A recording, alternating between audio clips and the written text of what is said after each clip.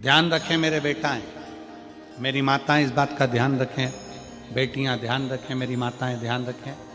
जिस दिन तुम्हारा मन करे, जिस दिन तुम्हारा दिल करे, उस दिन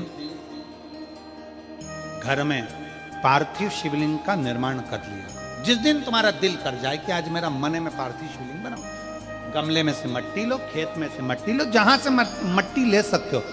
घर के बाहर कोई गमला हो, बगीचा हो, शहरों में जमीन पर कहां मट्टी ढूंढने जाओगे, तुम्हारे को गमले लगे रहते हैं, उसमें से मट्टी ले लो, पर छोटा सा पार्थिव शिवलिंग का निर्माण। तुमने पार्थिव शिवलिंग बनाया, जलाधारी बनाई,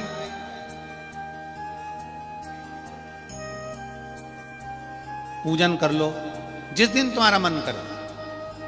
कोई तिथि, कोई बार, कोई दिन, कोई समय, कोई घड़ी, कोई पल कुछ मत देखो। तुमने पार्थिव शिवलिंग का निर्माण किया। 3 आखा चावल, 3 अक्षत। आखा चावल जानते हो, साबुदाना, आखा चावल। 3 चावल के दाने, एक गणेश जी की जगह, एक अशोक सुंदरी की जगह, एक षडानंद कार्तिकेय जी की जगह। 3 चावल।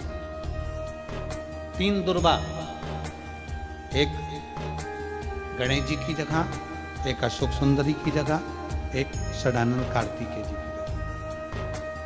3 बेलपत्र, जहां पर माता पार्वती जी का आपने ये जलाधारी बनाई है, उसी जलाधारी पर यहां से पानी बहता है, इसके ठीक विपरीत में यहां 3 बेलपत्र, तीनों रख लीजिए। और छोटा सा कलश हो या बड़ा सा कलश हो, 3 लोटा जल यहां बैठकर, जहां पर आपने बेलपत्ती रखी है उसी के वहीं पर बैठकर इस शिवलिंग पर 3 लोटा जल धीरे धीरे अपने मन की कामना कर कर, बाबा आज मैं दुखी हूँ, बाबा मुझे ये तकलीफ है, बाबा मेरे बच्चे ये काम में गए हैं, बाबा ऐसा है। 3 लोटा जल बाबा को धीरे धीरे अपने भाव कहकर, फिर तुम्हारे पास में जो पूजन का सामान हो वो चढ़ाकर बाबा की आरती कर कर दिया लगा दो। जब दिया ठंडा हो जाए, उस शिवलिंग का विसर्जन कर दो। आप पाओगे, आपने अगर 2 या 3 बार कभी भी तुम्हारा मन करा कर लिया, आपको खुद लगेगा कि मेरे घर में संपदा कैसे बढ़ रही है और कार्य कैसे सिद्ध हो रहा है।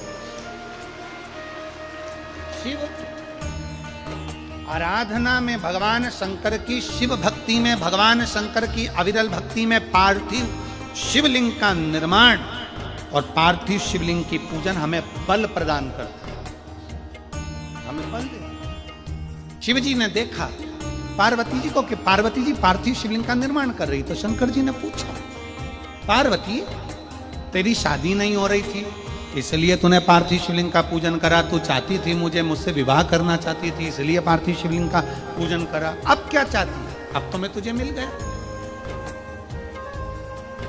अब तो मैं तुझे प्राप्त हो गया, अब तुझे क्या चाहिए? अब तुम मुझसे चाहती क्या है? पार्वती जी ने हाथ जोड़कर भोलेनाथ जी से विनय करा,